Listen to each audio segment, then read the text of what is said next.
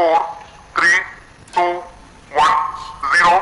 Chandrayaan-3 Vikram lander 14 जुलाई को Chandrayaan-3 launch किया गया और 5 अगस्त को चंद्रमा की ऑर्बिट में प्रवेश कर गया।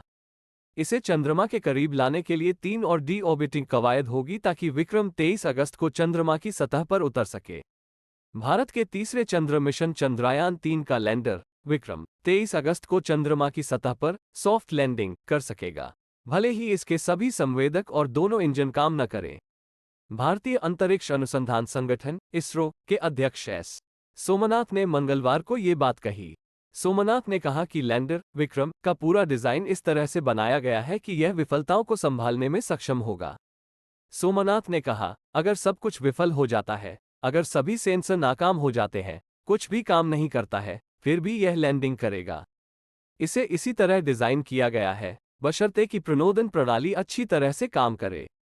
चंद्रयान-3 अंतरिक्ष में 14 जुलाई को प्रक्षेपित हुआ और यह 5 अगस्त को चंद्रमा की कक्षा में प्रवेश कर गया। इसे चंद्रमा के करीब लाने के लिए 3 और डी ऑर्बिटिंग कवायद होगी ताकि विक्रम 23 अगस्त को चंद्रमा की सतह पर उतर सके। सोमनाथ ने कहा कि ये डी ऑर्बिटिंग की प्रक्रिया 9 अगस्त, 14 अगस्त और 16 अगस्त को होगी। एक कार्यक्रम के दौरान इसरो प्रमुख एस सोमनाथ ने कहा कि चंद्रयान-3 के सेंसर फेल हो जाएं या इंजन काम करना बंद कर दे, चंद्रयान-3 का लैंडर विक्रम चंद्रमा की सतह पर फिर भी लैंडिंग करेगा। भारतीय अंतरिक्ष अनुसंधान संगठन इसरो प्रमुख एस सोमनाथ ने मंगलवार को कहा कि भारत के तीसरे चंद्र मिशन चंद्रयान-3 का लैंडर विक्रम 23 अगस्त को चंद्रमा की सतह पर हर हाल में सॉफ्ट लैंडिंग करेगा, फिर चाहे इसके सेंसर फेल हो जाएं या इंजन काम करना बंद कर दे। इसरो प्रमुख एक कार्यक्रम में शिरकत करने आए थे। इस बीच उन्होंने चंद्रयान-3 भारत का गौरव अंतरिक्ष मिशन पर बातचीत करते हुए कहा कि भले ही सभी सेंसर और 2 इंजन काम करने में विफल हो जाएं, फिर भी सॉफ्ट लैंडिंग सुनिश्चित की जाएगी, बशर्ते चंद्रयान-3 की प्रणोदन प्रणाली अच्छी तरह से काम करे। मिशन चंद्रयान-3 अंतरिक्ष में 14 जुलाई को प्रक्षेपित हुआ और 5 अगस्त को चंद्रमा की कक्षा में प्रवेश कर गया। 9, 14 और 16 अगस्त को 3 और डी ऑर्बिटिंग कवायद की जाएंगी, जब तक कि चंद्रमा से इसकी कक्षा 100 किमी x 100 किमी तक कम नहीं हो जाती। ऐसा इसे चंद्रमा के करीब लाने के लिए किया जाएगा, ताकि यह 23 अगस्त को चंद्रमा की सतह पर उतर सके। ये डी ऑर्बिटिंग की प्रक्रिया 9 अगस्त, 14 अगस्त और 16 अगस्त को होगी। इसरो चीफ ने बताया कि जब लैंडर ऑर्बिटर से अलग हो जाएगा, तो चंद्रमा पर सुरक्षित लैंड करने के लिए इसे वर्टिकल में लाया जाएगा। यह महत्वपूर्ण है, क्योंकि इससे पहले चंद्रयान-2 मिशन के दौरान इसरो अपने लैंडर को चंद्रमा की सतह पर उतारने में सफल नहीं हुआ था।